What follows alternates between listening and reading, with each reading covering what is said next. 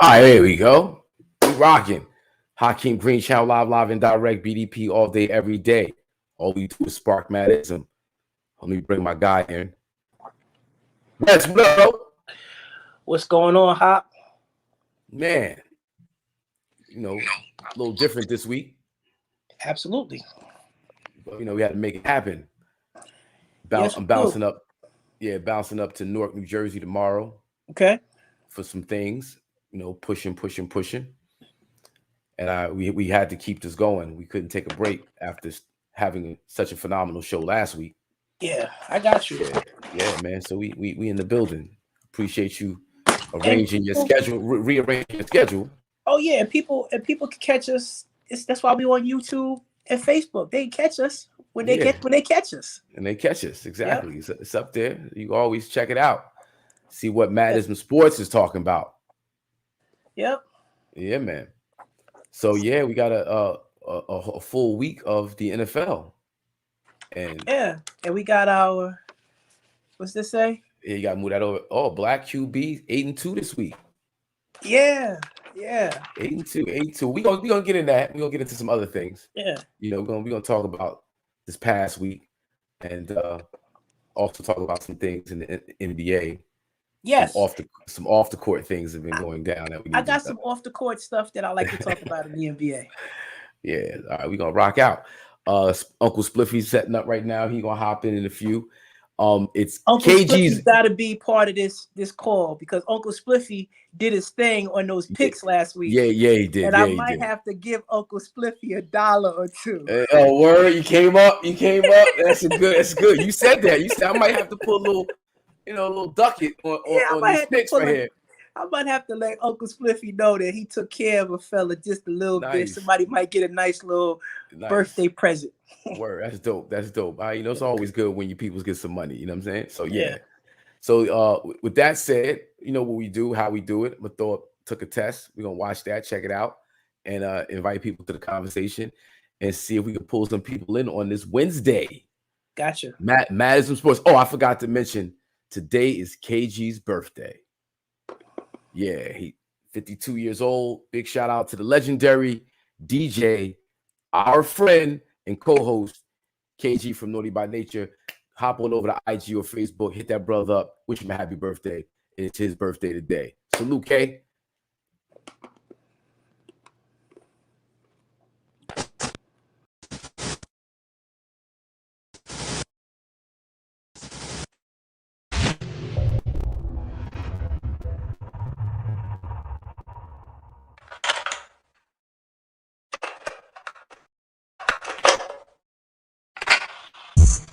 No KRS One stock. You want to get down with BDP?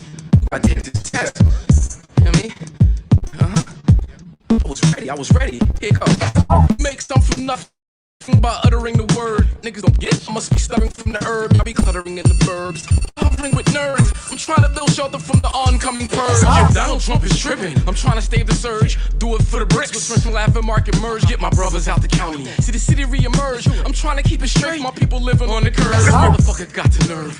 Must not have heard. I'm tired of the pimps pushing fees in the perbs. Fire with the bars and the fours and the verbs. I wanna see him go to college, not make them whores on the curb. So disturbed, so stay high as a bird. Niggas want this smoke, and you'll get served. I'm sick. Technique, I'm ill with the maneuver. DJs want my effect like they were straight out the sewer. I talk, I'm a doer. Find me in the viewer. I'm so underground, you're just the Barbie in the sewer. I'm a grown man in this young world. I feel like I'm Rick the Ruler. I'm trying to get all these bars, but I'm not Robert Mueller. The rhymes I say, sharp as a nail, witty as can be and not for sale. Always funky fresh, could never be stale. Took a test to become an MC and didn't fail. The rhymes I say, sharp as a nail, witty as can be and not for sale.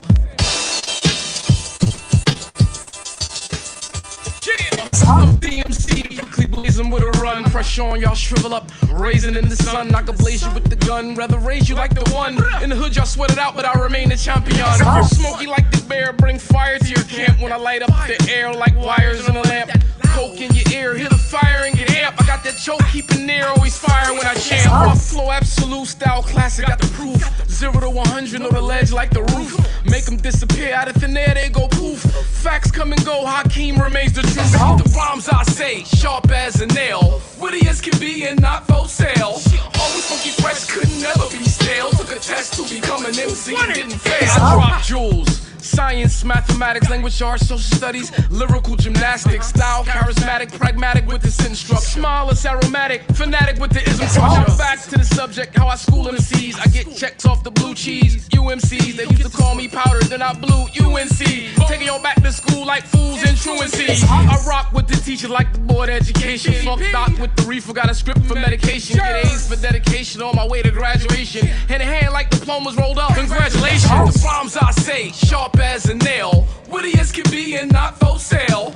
Always funky fresh, could never be stale. Took a test to become an MC and didn't fail. The rhymes I say, sharp as a nail, witty as can be and not for sale. Always funky fresh, could never be stale. Took a test to become an MC and didn't fail.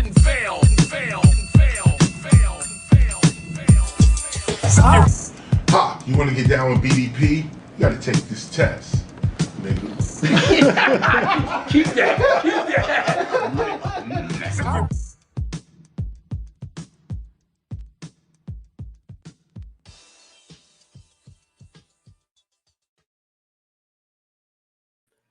Yes. That was Took a Test by myself, Hakeem Green, produced by Ron Lawrence, legendary producer. Big shout out to Turtle Gang on the video. Really fresh. Big shout out to Newark, New Jersey for allowing me to shoot that spot in their city. Capture some of the freshness of Newark, New Jersey.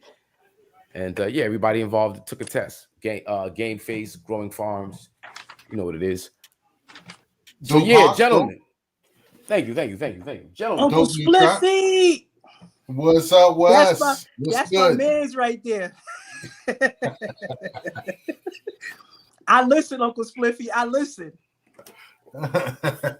Okay. You said Carolina, baby. You said Carolina. Yeah. Yes, sir. Carolina and New Orleans put that work on Green Bay. God damn, they spanked Green Bay. Carolina was the best bet, and New Orleans were the dog of the week. And both of them smashed. Yeah. Both of them definitely smashed. Mm-hmm. Well, I'm interested when we get later in the show to find out who your dogs are this week. And I'm gonna pay close attention again because like I said, I was listening. And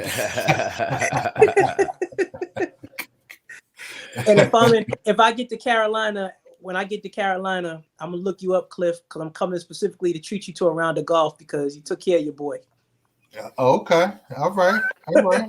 Love it. Yeah, man. Zach Handicaps is paying dividends.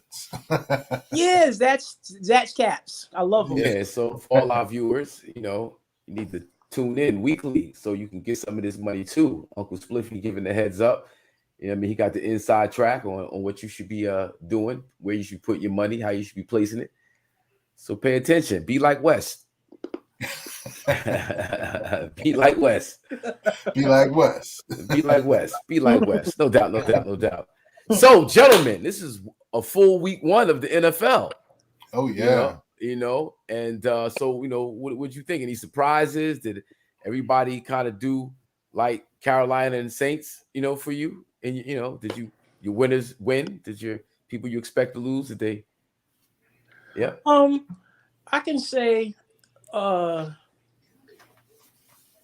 was a couple of games I was surprised, but for the most part,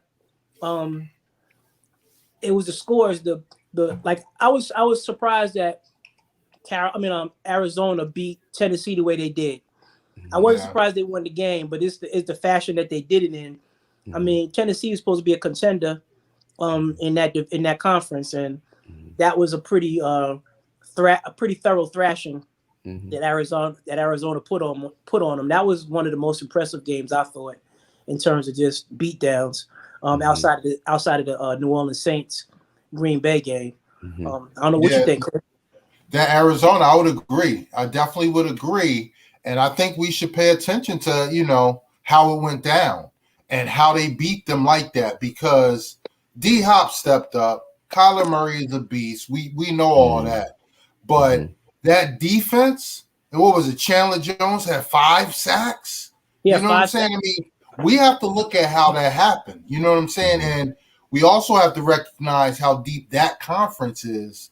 And you got to be a front runner. You got to win games like that. That whole conference won. And that whole conference smoked everybody. The Rams smoked it. San Francisco actually, gave that lead back to Detroit. But don't sleep on Detroit. They may not have that good of a defense, but Jared Goff, he may be slinging that there.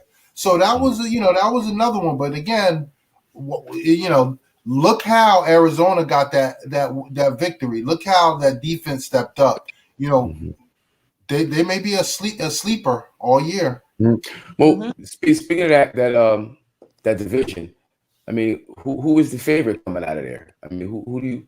Is it that tough there? I mean, everybody's saying the Rams, but that defense obviously number one, and they got this is crazy. Yeah, they got they traded for Sam Matthew Stafford. Yeah, Matthew Stafford, and but they got San Francisco. We don't know how they're gonna put that together. You got Seattle, who they won on the road. I mean, and Russ is looking to do his thing. So all these teams are tough, yo. I think the Rams are the favorite, but we'll see. We'll see the Rams are the favorite, but they got the in terms of quarterbacks, they got he ranks down there with Kyler Murray in terms. Garoppolo went to the Super Bowl and Russ Wilson been to the Super Bowl. So in terms of playoff experience, the Rams are the favorite by team, but their quarterback has to show she has to show something when he gets to the postseason. So because that's 12 years I think he's been in the league with 0 playoff wins. So let's not look past the 8-65 record against teams with a winning record either with him. So Yeah, but to that point, Wes, just across the board, how important is week 1? How do you assess where a team is, in week 1, especially with the preseason schedule being the way it is? Not all your starters are playing preseason. Is really, how do you assess where a team is going to be, down the line? I think Cliff is right about that division. I think that division is going to be that's probably the best division in football by far. But I think after week 1, you really can't really get a true assessment. I think it takes really the first 4 weeks to kind of see who's who. And you're going to have some teams that are real hot early and they look like they're a contender and they might come out 3-1, 4-0. Then they get to that second quarter and, the next 4 games and they might end up being 5-3. So I just think that the first week is just kind of a hype week.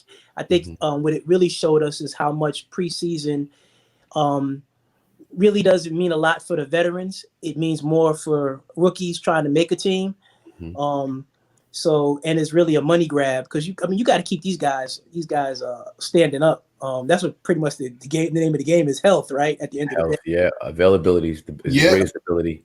Yeah, but you're talking about how these teams come into week 1. I mean, there's some credence to that, but then you look at Green Bay specifically.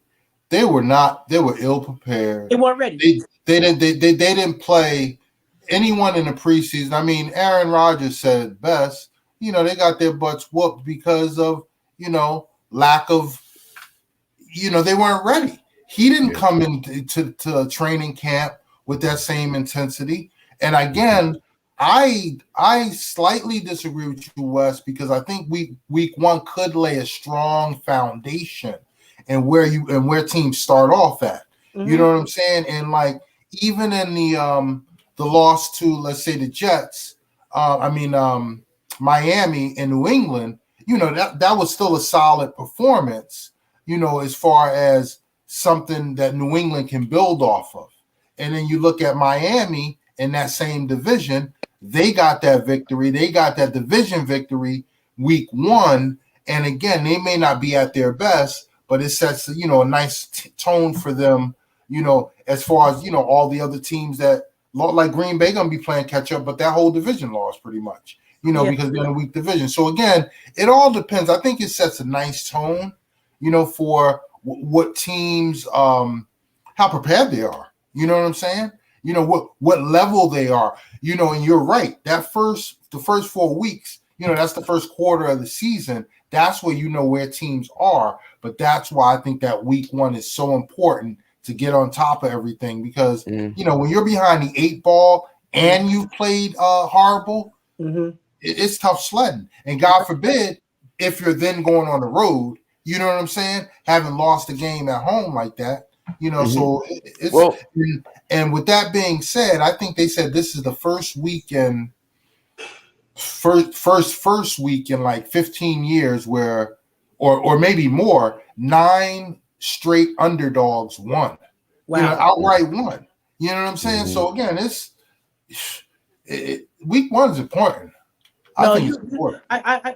You make good points there, because you're right. For a team like Miami and Arizona with young quarterbacks, it gives them the confidence to feel like they belong.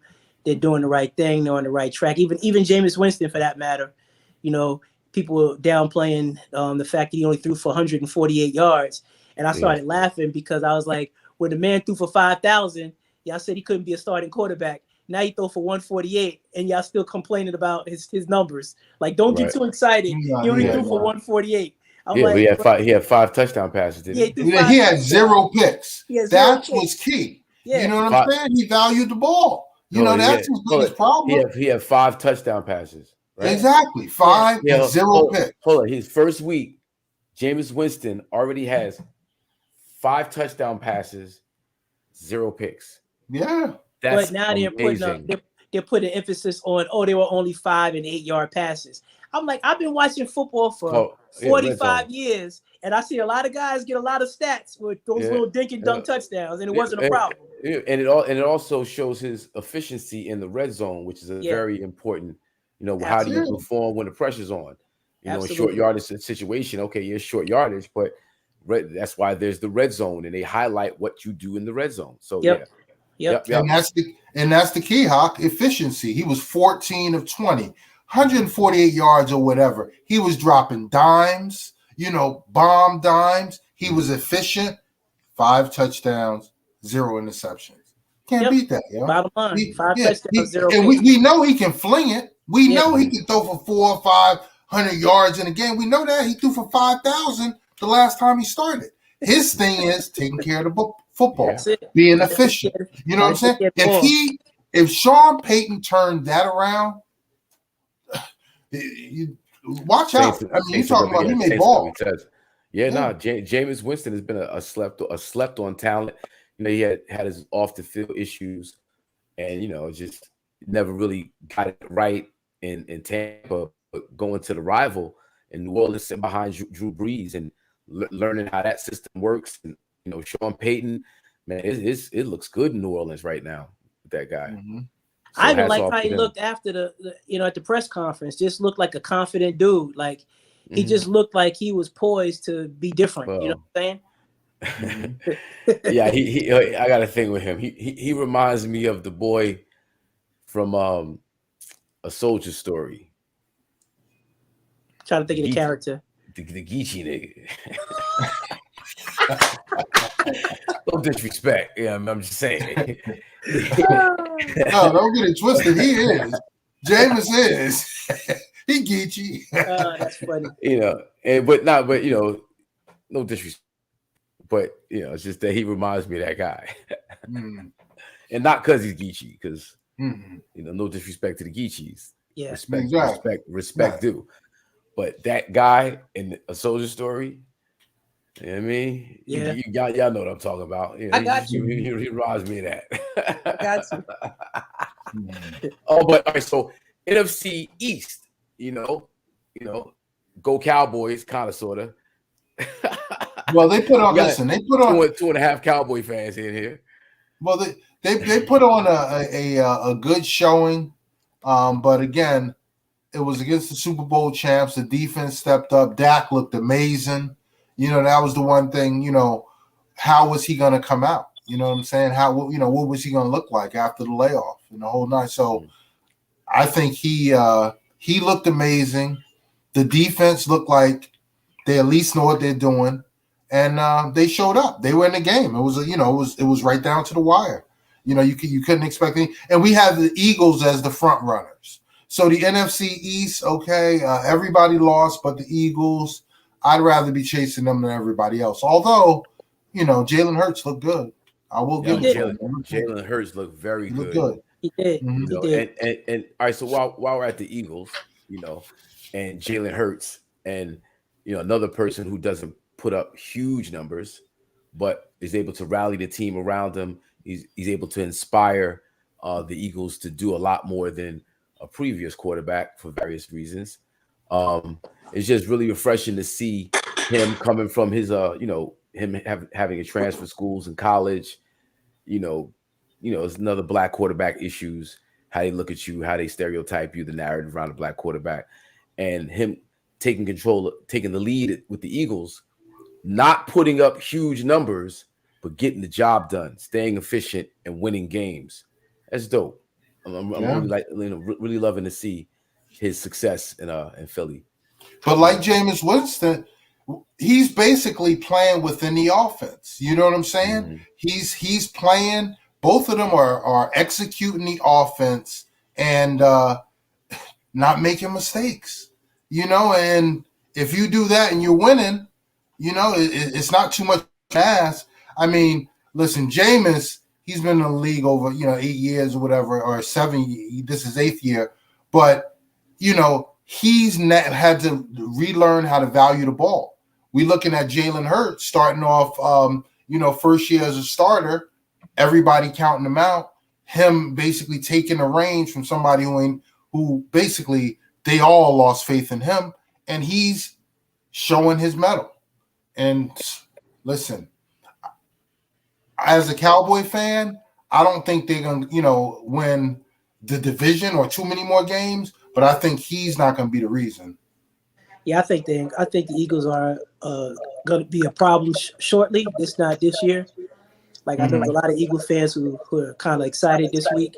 But overall, I don't think that they're going to win. I think the Eagles are probably more in better shape than the they stepped ahead of the Redskins just for the fact that Redskins don't have a quarterback for the next 8 weeks. I don't know when the Daniel Jones experiment is going to end, but that's a sixth overall 6th pick in the draft, and I would say it's not working. Not yet, anyway. But I beg to, I'm not going to say nothing yet because we're not allowed to disrespect him just yet because he needs more time. He needs at least another 3 years before we can even start talking about him. So I'm just saying. So yeah, you know what it is. But I don't know how much longer Daniel Jones experiment is going to work. So and then the Cowboys, they had a good showing. Been arguing with Cowboy fans over the course of the week about why they lost. My feeling was they lost because of coaching, but people I know feel different. Yeah, I'm not a big fan of McCarthy like that, but they lost because of kicking. Well, I think the kicking came into play, but I think in that last sequence of that last 2 minutes of the game, when they had they threw a pass to CeeDee Lamb to convert and move to the 34-yard line with 2 minutes to go. They ran a first play to Lamb again, and they threw an incompletion, which didn't take any time off the clock and allowed Tampa Bay not to use a timeout. Where I feel like if they would have run the ball, even if you got no yards on that play, you forced them to take a timeout. And if you run the ball in the next play, which they did, they got 4 yards. And in the third play, they got a penalty on a pass.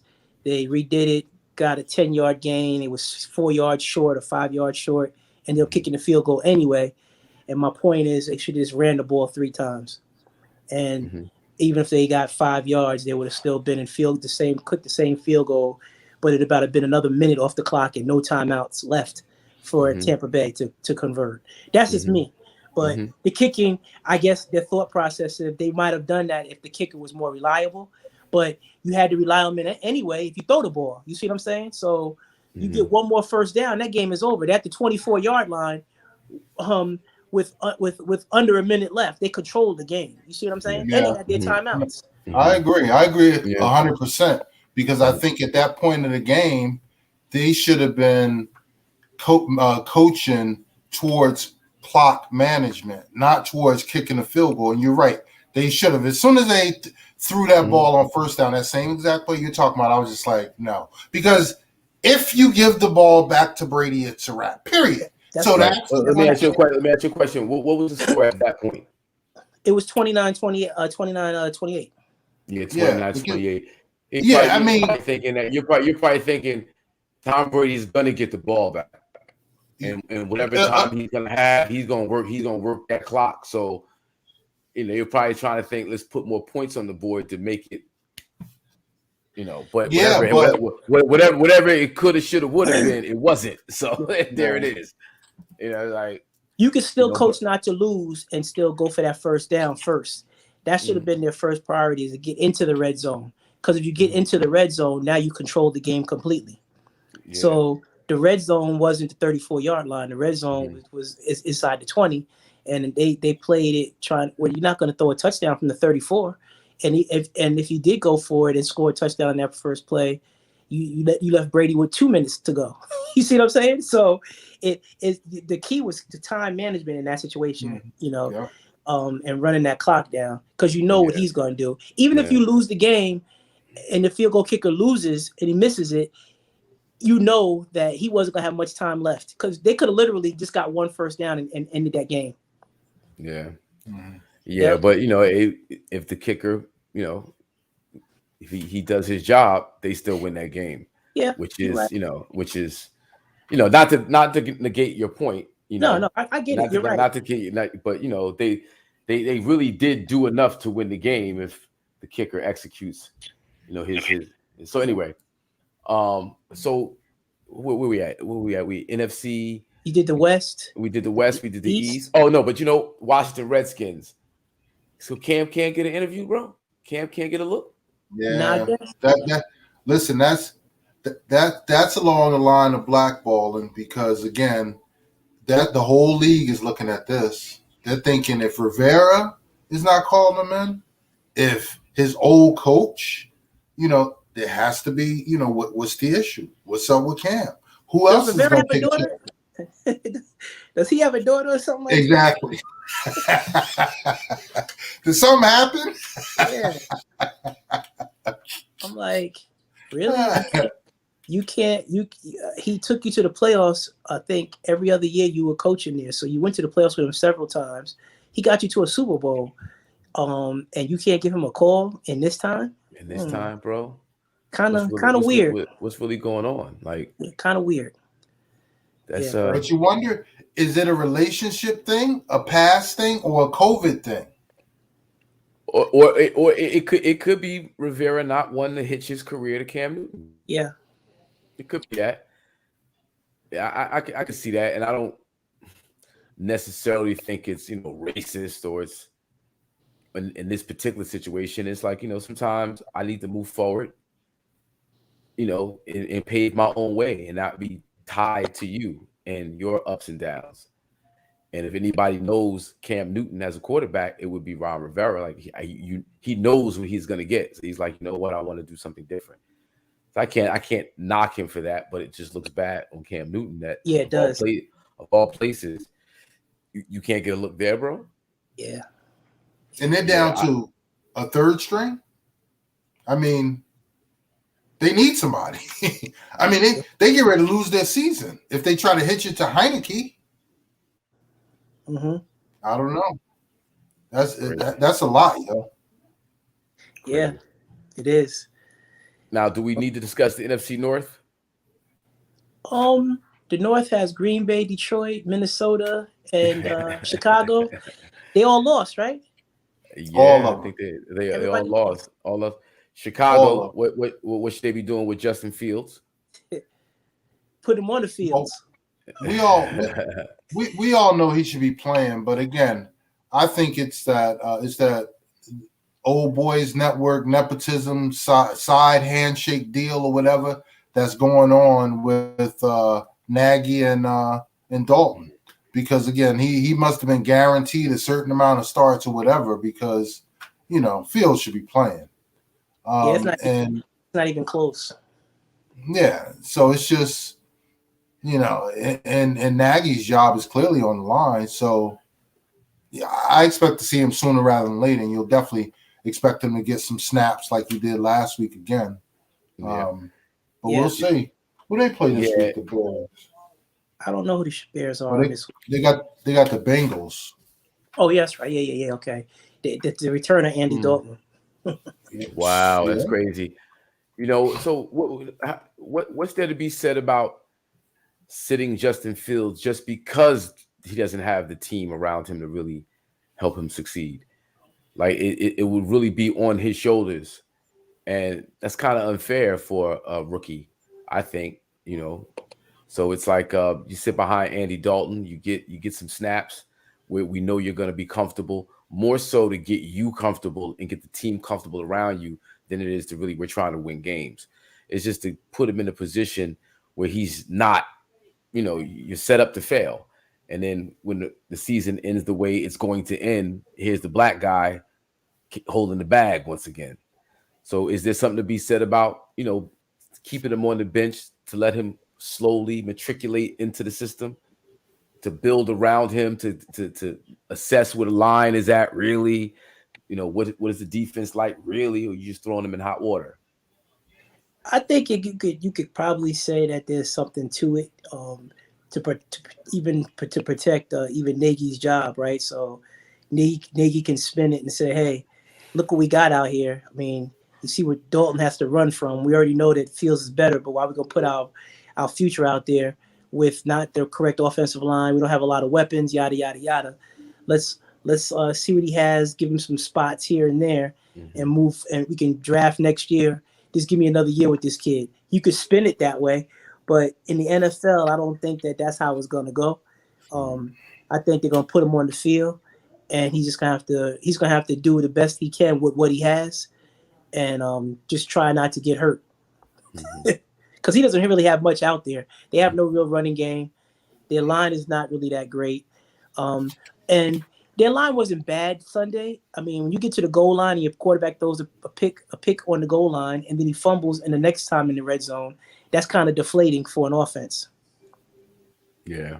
So I think they'll give him 4 weeks. I think they knew that they had no chance of winning against the Rams. Yeah. So they needed Andy Dalton to be a tackling dummy. I think this week is a big week because they should beat, or they could beat, Cincinnati. They're at home, but I think again it was like some deal that was made that Andy Dalton's going to get a certain amount of starts. But I think if they lose this week, then the pressure is going to be so much that within a week or two you'll see Justin Fields starting. I hope so. Yeah, I hope so, because he needs to.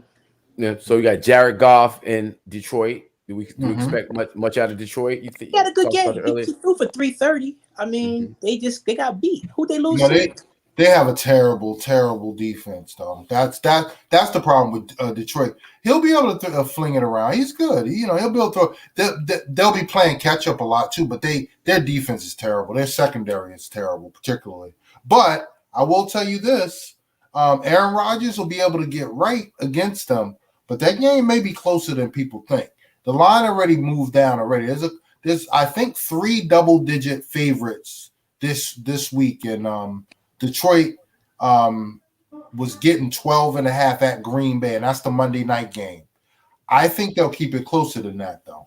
They are terrible, but I think backdoor cover, they'll run it up. Yeah.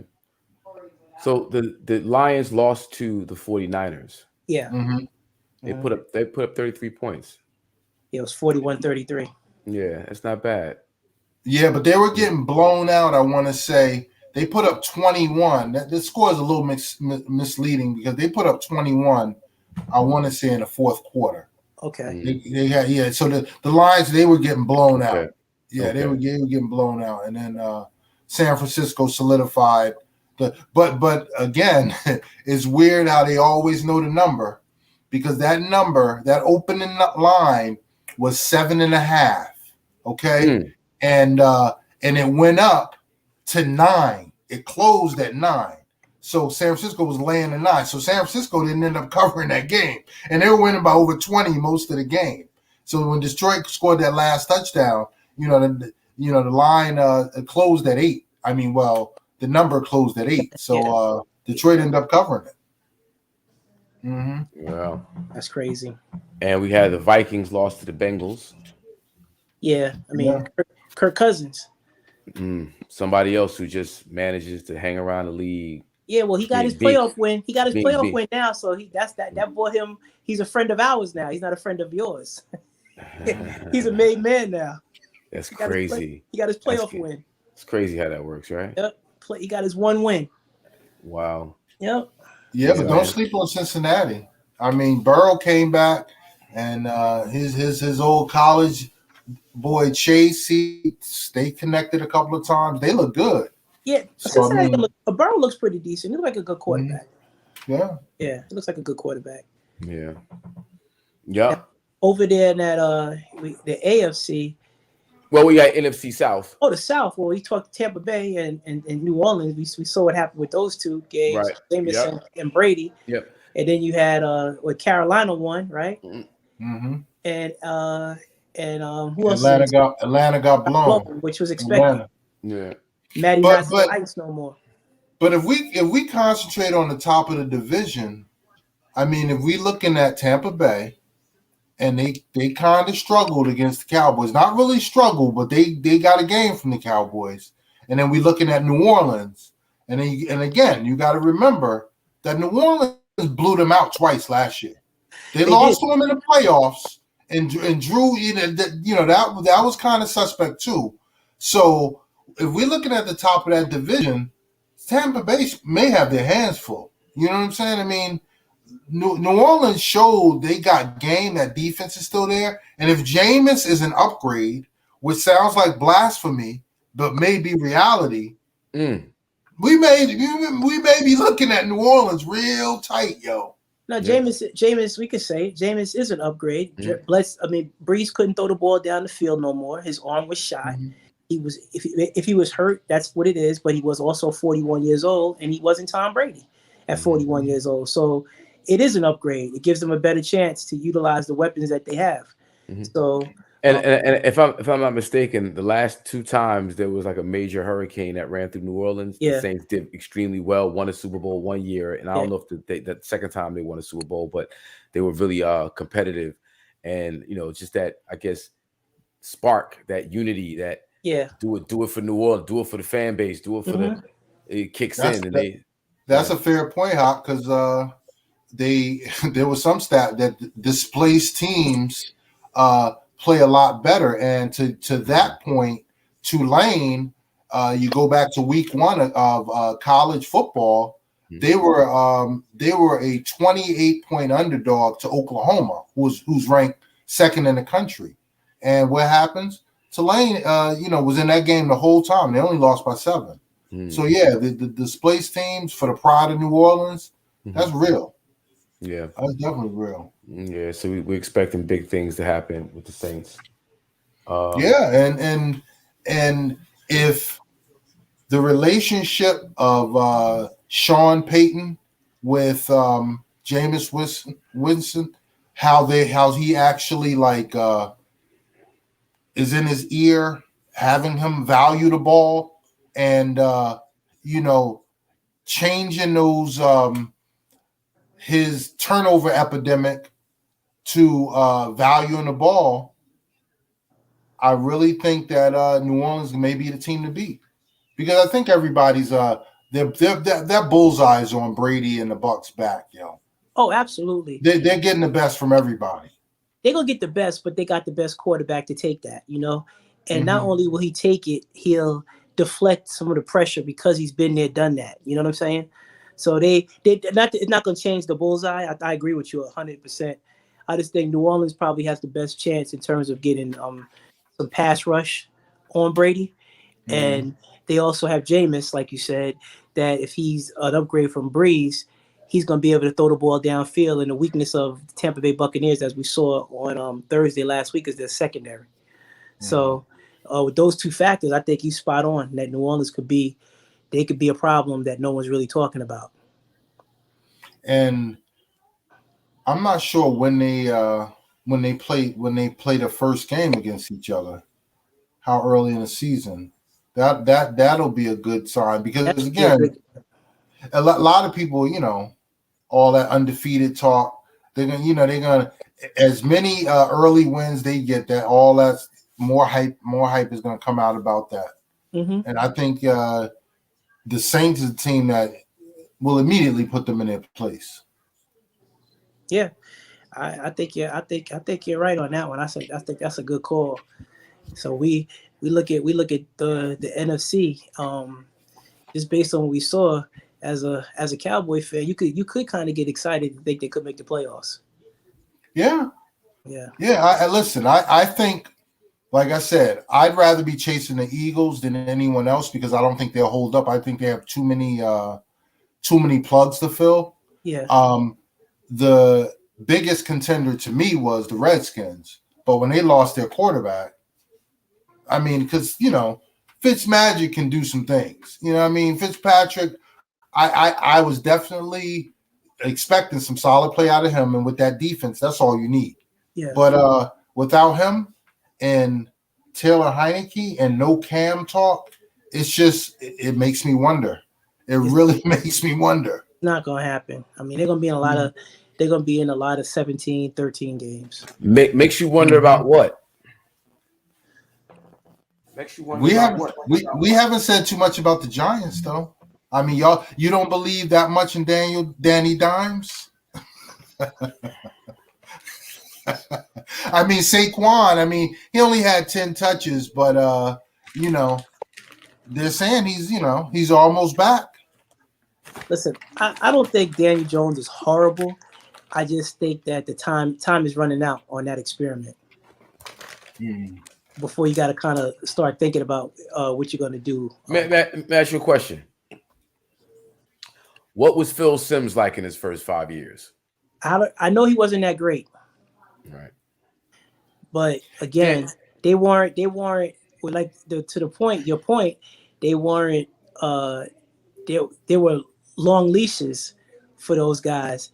The Phil Simms, they had a long time to just grow into the position. Scott Bruner got a lot of starts with the Giants. If you think about that, Hostetler didn't come in guns a blazing. The Giants weren't out there trying to really replace anybody. Phil Simms got hurt, and Hostetler stepped in, and took him to the Super Bowl. So, but there wasn't like a meter running.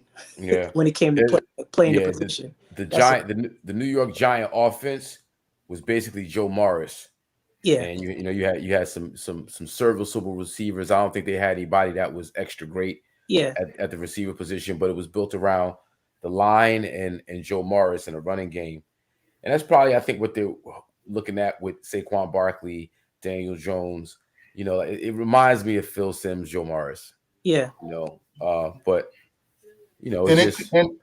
and it can be that, but the biggest problem, because all those old school cats that y'all mentioned, the one thing they all did was they valued the ball. They didn't turn the ball over.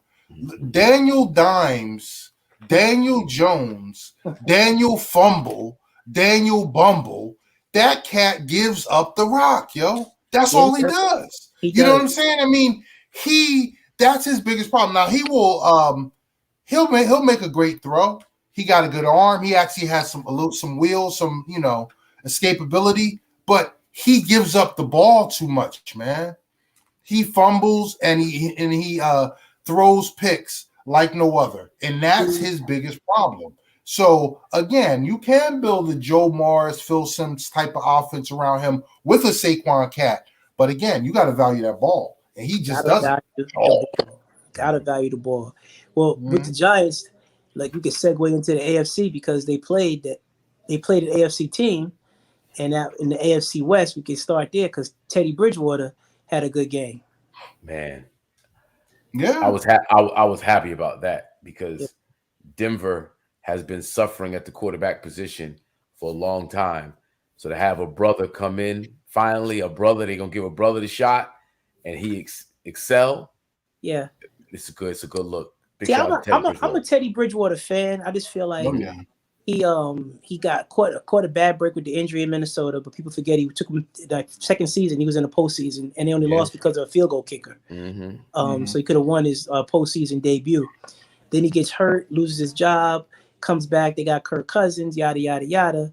He moves on and plays with who's the second team in New Orleans. He played with Carolina. New Orleans, and he played pretty yeah. well in New Orleans as Drew Brees' stopgap, and they won. We went 5-0. 5-0 as a backup. Yep. Then he got the Carolina job, and Christian McCaffrey gets hurt, and they don't have no receivers, and the season was pretty much over. So, you know, that just goes to show you that it's not about one person. And Bridgewater is the type of guy that if you put him in the right system with some pieces around him, he's not going to lose you games. He's going to actually win quite a few for you. Yeah.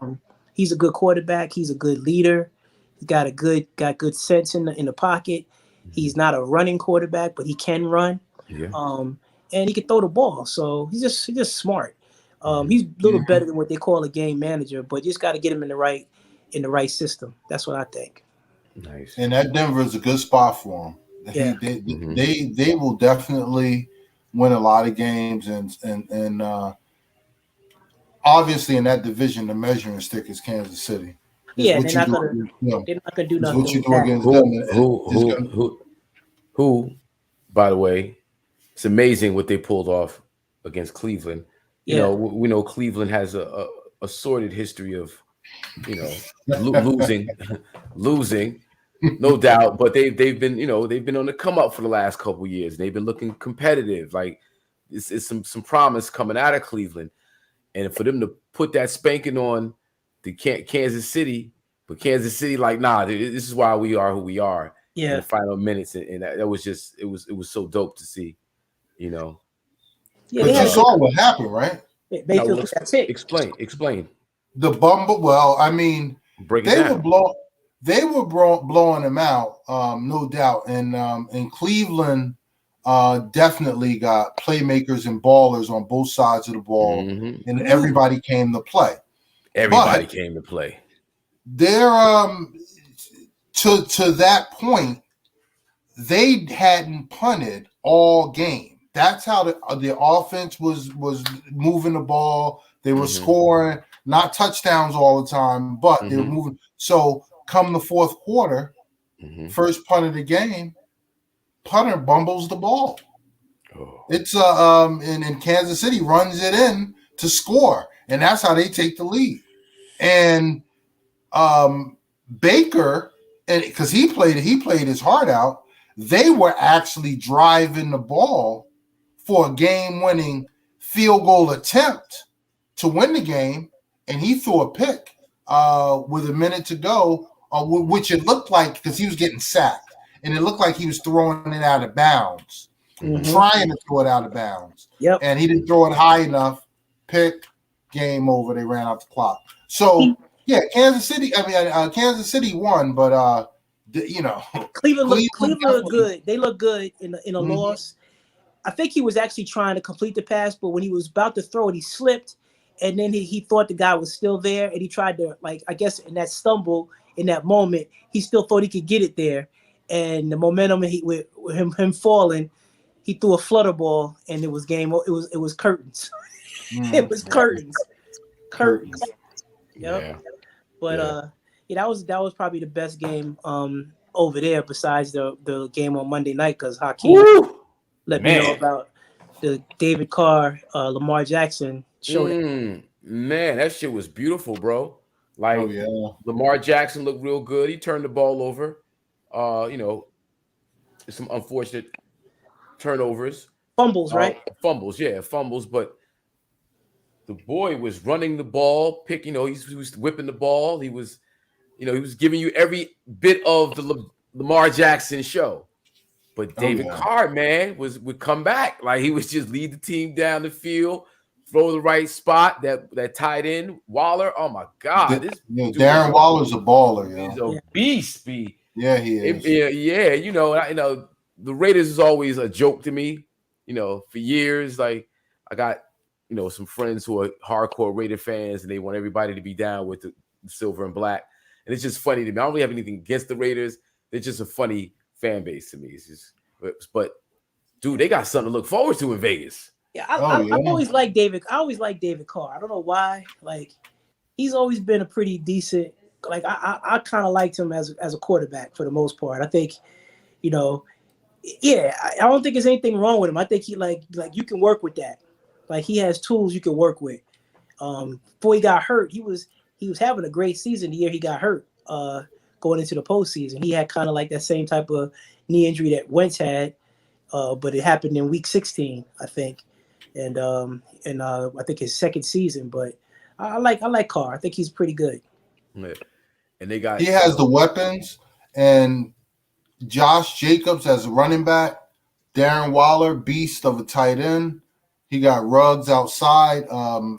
He definitely has all the requisite weapons, and they were on full display on Monday night, because that was a classic, yo. Yeah, it was. That was a classic, and I'm excited because I'm actually going to a Raiders game this year, next month. Raiders Eagles. So I want to see that stadium. Yo, who's the Ted Hendricks lookalike dude the Raiders got? Wes's boy. I said they had the Raiders had the gay guy and the drunk guy on the same squad on defense. Oh, Max Crosby. Yeah, that's him. Yeah. Is the recovering alcoholic, and I forget the Ryan Nassib. Both of them were balling though. Yeah. Both of them were balling. Which is all that matters in the game of football, is that you ball out. Yep. Yeah. Pause. Yeah, pause.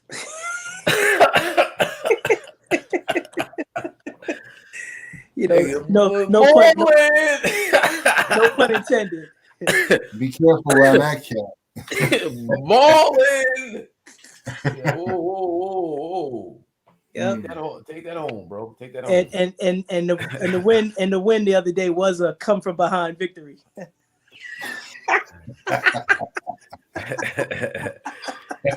They say he tried out for wide receiver, huh? Yeah, we played the tight end position, huh? Yeah, back up. All right, chill. Oh man, see, you gonna get us canceled on social media. They get canceled, man. Stop it.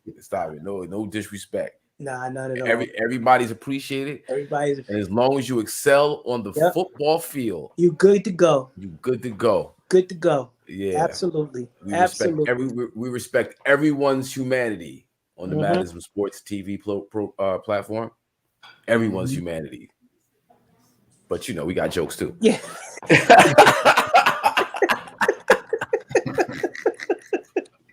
We do. I absolutely respect. You gotta get. I mean, I respect my brothers, but I still joke on them every once in a while. Yeah, bro. You know what I mean?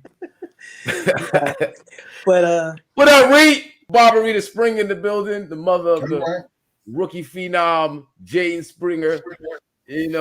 Drafted to the Philadelphia 76ers, no doubt. Sure. Taking all those Ben Simmons shots in the upcoming scenes, you know what I mean? That's right, yeah. Hey, what up, Reed? Doc Rivers. Yep. Yeah, man. So, okay, we're at AFC. We did Denver, Raiders. Kansas City, we talked about. Kansas City. And San Diego. Or the LA Chargers, excuse me, the Los Angeles. Oh, yeah, the Los Angeles Chargers. Get it right. Yeah.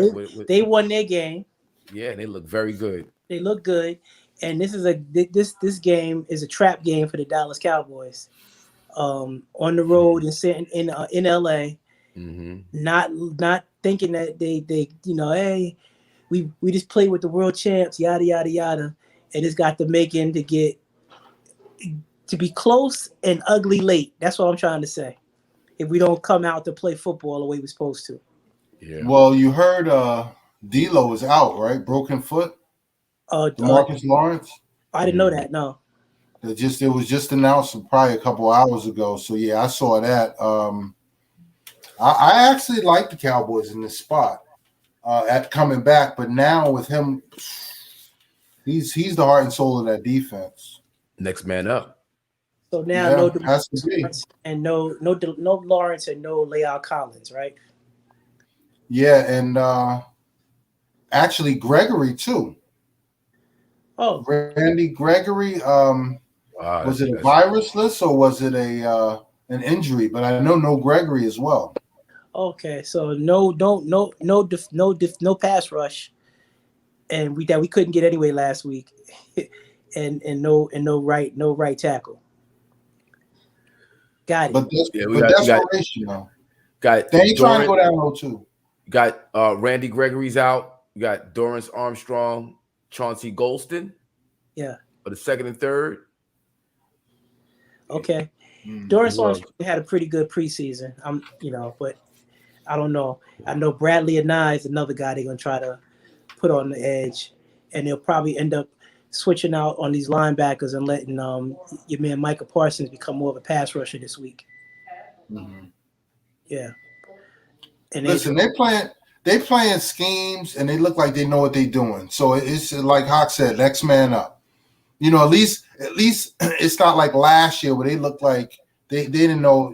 They couldn't cover their own position, let alone follow the scheme. So we'll see. Yeah, we'll see. They better be playing with some desperation. They don't want to go down 0-2. No, you don't want to be 0-2. Not at all. Not at all. Yeah, I'm looking for DeMarcus Lawrence. I see him. He's out. He broke his foot. Yeah, but he's not. Well, they got him at 4. They got him at 4th right now. They got Taro Basham, left starting. Basham is okay. Mm-hmm. And Osa Odigwizua. Oh yeah, he just made the team. He was part of the Hard Knock series. They were focusing on him. Mm. Yep. That shouldn't be that bad. We'll see what happens. What about the AFC East? Miami, New York, Buffalo, and man, let's talk about Buffalo because they're heralding Josh Allen as the best quarterback in the NFL right now. And I don't know how that could even be a thought, right? What has he done to warrant that accolade? Like, how do you? He had one good year. He had one good year. That's it. Because again, you go back 2 years ago, we were really questioning whether or not, he was gonna be the player that everybody expected him to be. Mm-hmm. Last year he balled out. Why? Because he got Diggs. Now, last week they looked terrible. They were shut out in the second half. You know what I'm saying? Still his defense is tough. But at home in Buffalo, though, that's what I'm saying. That can't happen. They were up 13-0. They lost 20-16, right? Mm-hmm. Yeah. They were shut out. Yeah. Yeah, and, man, that's right. And you're not talking about some, high powered, still an offense, that came back against them. You're talking about, they got bullied. They got bullied in the second half. Buffalo, They got bullied at home in the second half and then shut out. Mm-hmm. That's that you have to look at that. Mm-hmm. Yeah, but going into the season, again, he's being heralded as, they said arguably the best quarterback in the league. In league. Arguably. Yeah, that's ridiculous. That's ridiculous. Yeah. That's ridiculous. And it's just, as a segue to 8-2. Yes. Yeah, you got brothers been putting it down for years who are having a hard time, i.e. Cam Newton. And you got brothers who excelled in the league this past week to the tune of 8-2. Yeah, it's funny because someone had asked me, they had stopped watching football, kind of like you Hakeem, based on some things that were going on, and I brought it to their attention that they were 10 quarterbacks playing this week. And they said 10? Like 10? Like they couldn't believe it. So asked me to, give them a list. And so I threw them the list out and said, yeah, these are what we got. And I said, we got 2 in limbo. What I said was Cam and Deshaun Watson. So that's 12 right there. And I said, we got 3 in waiting. And I was like, Love, Trey Lance, and Justin Fields. I said, so technically, those 15 names are all legit starters in the NFL right now. Yeah. All of them. Every single one could be a starter in the NFL right now. There's not one on that. There's not one that's a backup in any of them. Can I just ask something? Yep. I think Trey Lance's upside is tremendous. I think he's going to be a phenomenal quarterback. I don't think he's ready right now, though.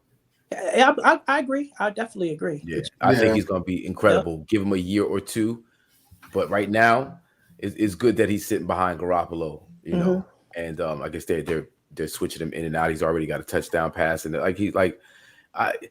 there's something to be said about slowly getting a rookie quarterback ready. When you're in the right program, you're in the right. Yeah, exactly. The right program and the right maturation level. Because again, Trey Lance didn't take that many snaps at North Dakota State. You know what I'm saying? So again, you have to get him repped up, beyond college, where that was obviously second tier talent. But that's a key point you're making, because that same North Dakota State, wherever he went to, Trey Lance, that's where Carson Wentz went. And again, that's second tier talent. So that might be why he's not developing the way he did. He had a good stretch, but a good 13 games, i.e., one of Hawk's Facebook people, saying that, Carson Wentz thing. And I'm sitting there just trying to explain to him that 13 games doesn't make you like a great player. Especially when you had years to back it up. Yeah, we're talking about what year? Is year 5, year 6 right now? Yeah, you want to still talk about 13 games that you had, a 13-game stretch. And I'm like, that's not really making it doesn't make you better than anybody. No. Well, they're going to have a big test this week. They got the Rams coming in. Yeah. So we'll see. Yeah. That's going to be, because that's the AFC North. Right? No, that's the South, right? Because Indianapolis, Tennessee, Houston, and Jacksonville. Houston's in first place right now. They're the only ones that won in that division. And that's crazy. Yeah. And do we have any updates on Deshaun Watson's situation? No updates, man. No updates. They talking about it. What's the word on the street in Houston, brother? Just administrative leave, man. 4th string quarterback. No pending. Name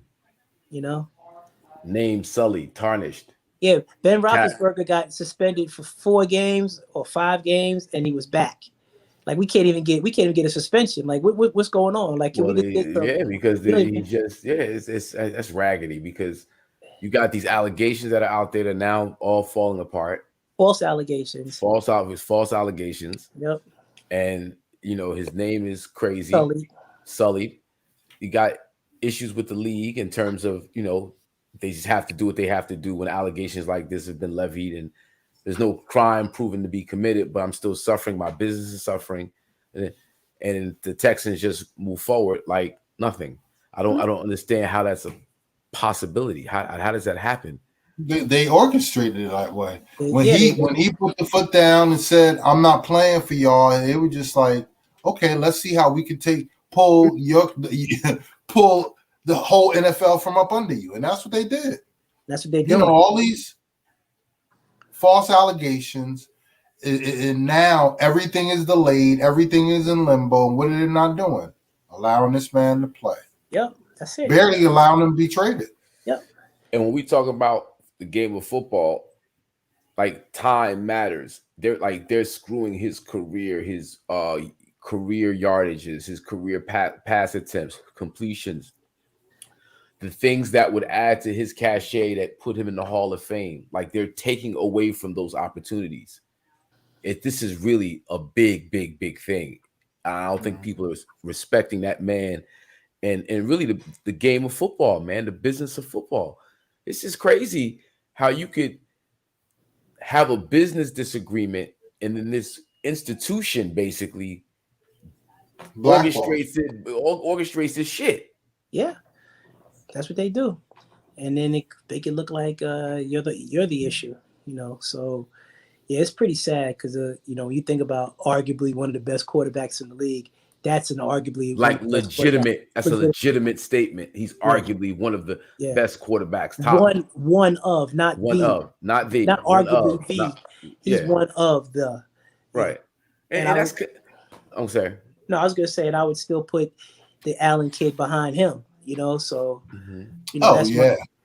You know, no doubt. So what would be your top 5, say, QBs in the league right now? If I had to say right now, including Deshaun, I would have Brady, just because he's still balling at a high level, and he's the GOAT. I mean, that's a legit GOAT statement. Like him being a GOAT is like, for me, is like, that's him. And then you got Patrick Mahomes, and Aaron Rodgers, right? Those three to me are an easy 1, 2, 3. Then I'm Russ, and then I'm Deshaun. That's just my 5. Cliff. I have the same 5, but I got to put Patrick Mahomes first. He's just he ain't, you know. So again, like with Brady, those are the only 2 cats, and Aaron Rodgers. At the end of the game, it's about clock management, not allowing those cats to get the ball last. Period, because they're gonna find a way to score. So I like Patrick Mahomes first, Brady second, Aaron Rodgers third. Then I have I like Deshaun over Russ, but you know, Russ at 5. But you know, they're all right there. After those top 3, you know, it gets a couple of them right after Russ and Deshaun, where you know you have, you know, a lot of good quarterbacks right now. Yeah. I'm gonna go Mahomes 1.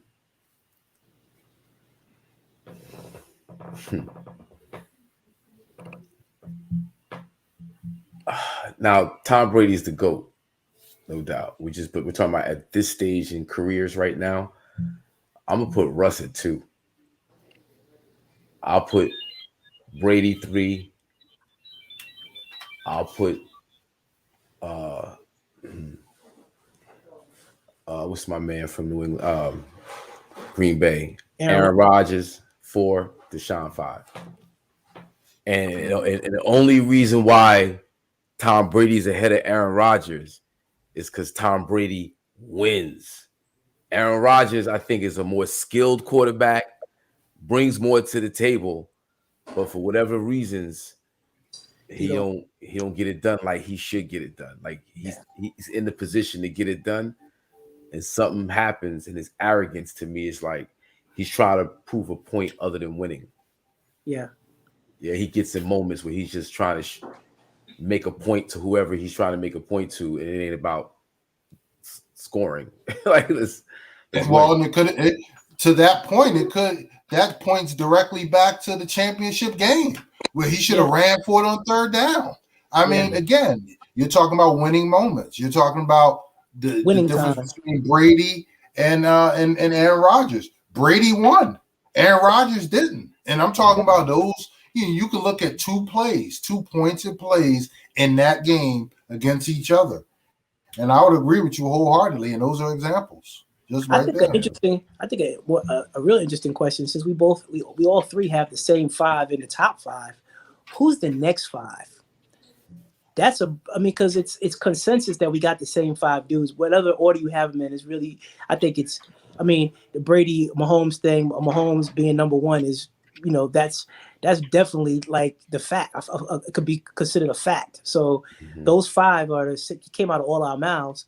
The interesting question is, who the next in your mind? And before we even get there, the crazy thing about it is the next 5 is actually kind of close to that first 5. You know what I'm saying? You're talking about a good group of the second 5. So who you got in the second? I would probably start with Lamar. I would have to, because again, he showed me something as far as passing. Now, Monday night's game, he just did it all. I mean, he has no running back. Those guys are off the street, practice squads, cats, and he had to do it all. And yeah, he got those 2 fumbles, and that that cost them the game, really. But without him, they would have been blown out by 40. Yeah. But I think he showed something as far as his decision making and the passing, touch, hitting windows, and his long ball. I think he showed a little bit of that, which people have been questioning. So yeah, he would start my first of the top, second five. I would probably go with Justin Herbert. Yeah. Justin Herbert is, from everything he's shown me so far, he is. And then the third, Kyler Murray, yo. Because again, if game one, what he just showed us last week, is a sign of his progression, then you really have to be excited about what he's going to bring. The fourth, probably Josh Allen, just because hoping that, it wasn't a fluke what he just did last year. And last week was an anomaly, and he'll turn that around. And then 5 would have to be I hate to say it, but Baker, yo. I mean, because he got this. He does it. He does it. Chill, bro. Chill, bro. He does it though. Bro. He does Chill. it. But bro.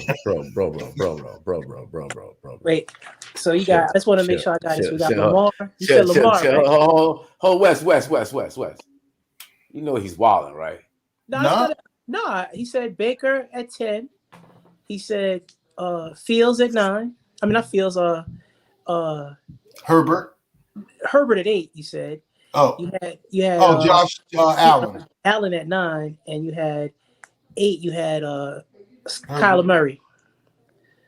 Right? Yeah, that was it. Kyler Murray. Crazy. Wow. How about you, Huck? I'm gonna go Lamar. Yep. I'm gonna go the boy from San Diego. Yep. I'm gonna go Josh Allen. No, excuse me. I'm gonna go Dak. Oh, I'm sorry. Go ahead. That's all good. You good? Nah, you good. You Mr. Cowboy. You got the Cowboy hat in. Cowboy. Oh, Cowboy. Who's the top? Who's number 10 for you?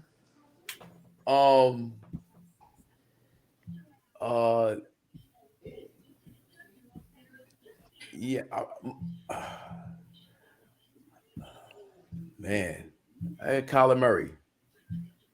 I got that. I like that one too. I'm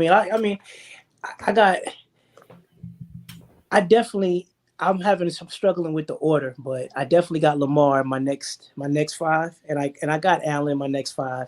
I got Dak in my next 5. Then I would probably have to go, as much as I disrespect him, I can't go Herbert and Murray just yet. I only can go with one of those two, because I gotta put Matthew Stafford in that, and I forgot about Ben Roethlisberger. So it's like I'm still in that board too. So and Herbert last year was a 1-year wonder. He just did it last year. He was nice though. I can't deny he was nice. He's nice. He was nice. Kyler Murray is nice too. I'm sorry. No, I'm gonna go. This is gonna be the order. I name what I have to say. I'm gonna go Lamar at 6 too. I'm gonna go Dak at 8. I'm gonna go Matthew Stafford at 10. I'm gonna go Herbert at 9. I think I'm gonna go Big Ben at 7. Yeah. Well, I had a brain fart, so I'm pushing everybody down except for Lamar. Dak is at my 7, and Baker's out of it. So just so Baker, basically. I was like, what are you talking about? I think Baker does his thing though, but I space on that. I think Baker's a good quarterback. Yeah, I don't think he's like I don't think he's franchise. I don't think Yeah. he's carrying teams on his back. He needs all the weapons around him, and then he can live. But he's not willing teams to victory. Yeah, see, that's why I said that's an interesting. The next 5 is always real interesting because there's probably like 7. You probably gonna get about 7 or 8 combinations from 8 different people on that next 5. So, but I kind of to me that when they talked about Allen being a top 5 quarterback, I just laugh at it because he's not better than anybody we put in our top 5. Period. No. I don't think that there's an argument for any one of those with him. And our top 5 has done it over time. Yes. Like it wasn't one off. So they did it over extended periods of time. Even Lamar could be a top 5 quarterback, but we need to see it over an extended period of time, and he has to do more in the playoffs. Like we want to see him win to the level of his talent. And until he does that, it's like he's hovering because Lamar, talent-wise, man, he could be in the top 5 easy. Yeah, and if you look at Deshaun has lost playoff games, but he hasn't lost games. His team has. Like, Deshaun is the reason why they're there. And Deshaun is the reason why they're in games, not the reason why they lose games. And he's probably on that top 5 list doing the most with the least. Him and Russell, they do the most with the least because Russell hasn't had a running game, God knows in how long. Yeah. But they still get it done, and they keep ticking. So I like the group that you had, and I do definitely think Kyler Murray and Justin Herbert are right there. But they were they're rookies last year, right? Yeah. No, this is Kyler Murray's 3rd year. Third year. Okay. Justin Herbert's 2nd year. Okay, that's why I'm kind of like Justin Herbert just has a poise to him that's like, he doesn't seem like a 2nd-year player. He didn't seem like a rookie. They got it last wrong. year. They got it wrong with him because he was catching some flack in the draft process about his sets and stuff like that. Wow, it's crazy. Yeah, he was taking flack. It's crazy. Yep. So yeah, I don't know if you guys want to wrap up the NFL and talk about the NBA. Go to it. Yeah. So man, Russell Westbrook making all type of fashion statements. Y'all didn't see it? What did he wear? No, I didn't see it. He had on a skirt, like he had a skirt on. A kilt? No, like a dress. It was like he said a skirt. No, it was a long skirt, but it was a woman's skirt. All right, I'm looking it up. He didn't have any heels on or nothing, right? I didn't see that. What kind of socks was he rocking? and stars in his head, Barbarita said. Wow, and a star in his head. Yeah, I just saw it, and I was like, oh, wow. Like, I know he's fashion forward. He's real into, fashion, and we also know he's married. So we don't casting any aspersions on my brother like that. But it's just, man, out of the box, you just see Russell Westbrook in a dress. Did you pull it up? A skirt. Is that it? Yeah. Yep. He got a pleated joint too, huh? It is fierce. It is fierce. Yeah. What does the caption say? What is he promoting a new line? What is? I don't get it. Yeah, it just says he turned some hip hop heads of his wearing a skirt. That's it. Man. Yeah, he decided he wanted to put a skirt on. Yeah. My NBA stuff was kind of on a positive note. I was gonna talk about 4 things that Kyrie Irving has done that the media hasn't talked about yet. Positive things. Yeah, positive, because Let's I know go. he's a different dude to a lot of people on the panel, and they give him a lot of hard way to go sometimes. So I want to bring up the fact that he paid the WNBA players' salaries that all took off for COVID. He paid their Wow. salaries. That was one. Nice. It came out to like I think $1.7 million. That's dope. He think he donated 200,000 in Beyond Burger. He bought 200,000 for Beyond Burger, took it to a food bank. Mm-hmm. I think it was another 325 he spent on another COVID relief program, and it was another 230 for another donation for some underprivileged that he had taken care of. So it was kind of like almost $2.8 million in Wow. a matter of like 6 months Nice. to kind of address certain things that the average player, I mean, not average player, because a lot of guys do a lot of philanthropy. Yeah, they do. Yeah. But it's just the fact that the media portrays him as some type of like knucklehead troublemaker, and there's more to that person than just that. Yeah. That's Yeah. Oh, well, big shout out to Kyrie Irving. Applause, applause, applause. Sincerely. Yeah, no doubt. Because whenever you're helping people, it's always a good thing. And when you could reach that many people and help that many people in that big of a way, man, that is awesome. Just impactful stuff that these guys do in general that we never get wind of because of why, I don't know. Because really the only people that help people in the NFL is JJ Watt. He's like the guy who helps people in football. But there's a lot of guys that, like I said, do a lot of things. And this is historically. I mean, I remember Juwan Howard was being killed for smoking marijuana, but yet he was helping Jalen with a school project and donating money to all these programs for boys clubs and stuff like that. And it's like, come on, like let's talk about that. These guys do more than just smoke weed. Yeah. And weed smoking is not a characteristic that denotes criminal. That's right. And that's I know it.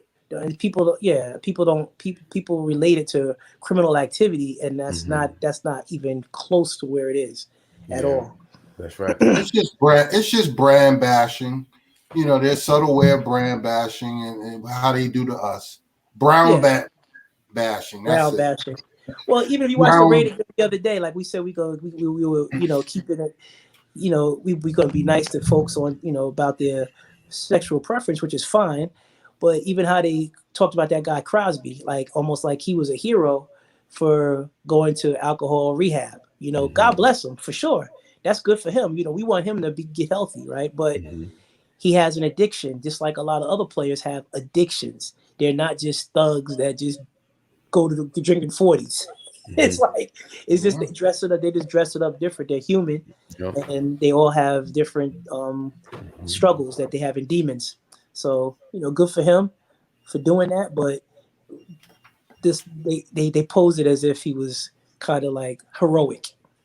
Yeah, I mean, but there is a heroism to it. There is. It's not to dismiss it. It's only to highlight how that narrative doesn't fit the other side. Yes, absolutely. Yeah, that's how they direct and create that narrative. Yes. Because Crosby going through his struggles and his demons. We want him to have a cure and for himself as well. Yeah. But God bless the fact that he has the ability to do so without being given a name or a title that's undeserved. Right. Yeah. No doubt. Yep. Yeah, man. So what else is happening in the NBA that's off the court, or on the court? Oh man, John Wall's about to get traded. Yeah, he wants out of Houston. He's putting the pressure on. Traded for Ben Simmons. Yeah, but you talking about $44 million they owe him over the next 2 seasons. He's going to be hard to move, and I don't know what's going to happen. They're talking about he's not trying to take any money off the table, so. That's going to be tough, and they're talking about not playing. What is up with Houston? The Houston across the board, the football team, the basketball team, is it the organization that horrible in Houston where people just don't want to be there? I don't get this. Like everybody's like, I want out. I can't be here. I want out. Texas. And no sales tax. That's why they want to be there, though, right? Yeah.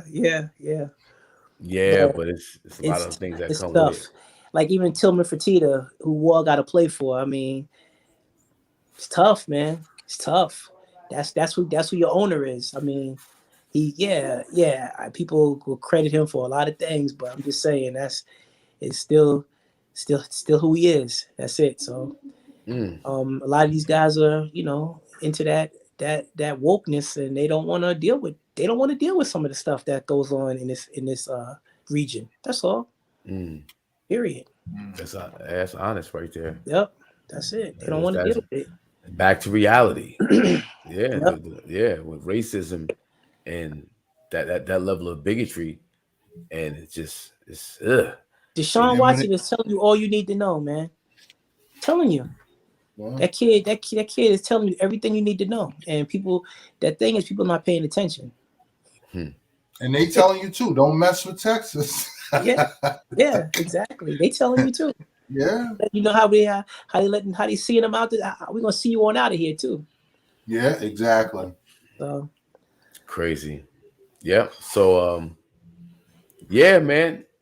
I don't know if we got anything else we want to discuss. I'm trying with my phone. I want to get Cliffy's picks for the week. Okay, that's right. That's right. Bugging. Wow, let's get this money. I have one of them you may not be too fond of, Wes, but I'm also going to do a little something else. Obviously, I'm rocking my DAC, but I also have my my new plane joint, Cowboy. What I want to do is add a Zatch for every win. So I'm hoping this thing is Zatched up by the end of the year, and I'm gonna rock it every time we win. So what you going? And I have some new Zatches on it. Yeah, what you gonna Zatch it with? Are you gonna Zatch it with the team that lost? I don't know. I got to figure that out. But I'm only gonna Zatch it for Cowboys win. Yeah. So we'll see how that goes. But with this week, Cowboys being the theme, right now, I'm putting them as my top dog. Okay? That's the top dog. They're getting 3 right now at San Diego. They're on the road. I keep saying Los Angeles. LA. The Chargers. But I think they're going to respond. I think they're going to outright win. But before I give you my best bet, I will tell you, everybody look closely. There's a lot of home underdogs this week. There should be a lot of money to be had that way. So look that way. But my best bet this week, going with Denver, the Broncos. I'm looking for them to smash the Jaguars. So we got the best bet of the Broncos over the Jaguars. Yeah. And my dog of the week, Cowboys. All right. Well, I like that. You off to a 2-0 start. I like that Denver pick, but I made a pact with myself a long time ago. Because when you bet on your team and they lose, you lose twice. No, I know. You're right. And to be honest with you, I almost changed it when I saw D'Lo's out, DeMarcus Lawrence is out, because but I think they look good. They hungry, and they're not trying to go down 0-2. So we're gonna roll with them. All right. Well, I wrote it down. Dallas, Denver, 2 Ds. Denver. Yeah, Denver's an easy pick because the Jaguars look crazy. Urban Meyer looks like he's all out of sorts. He looked defeated. It was glorious, actually. I'm loving that. I like Trevor Lawrence. I want to see Trevor Lawrence do well. I like that. Me too. Kid. I like him too. I like that kid. But your man's in them is Fugazi, I think. And I want to see him have a rough time. Urban Meyer. Yeah. So, yep, man. So, all right. What time is it? It's 8:30. I think we could pack it in. All right. I I appreciate y'all. We're going to be back at you next Thursday. I know it's Wednesday. We had to do a little shuffling. I'm doing something with the Madison Cipher. Check it out. But we'll be back at you next Thursday. Something fresh. Week 2 NFL updates. This is Madison Sports. Hakeem Green, Cliff West. We out of here. Peace. All right, y'all. Peace out.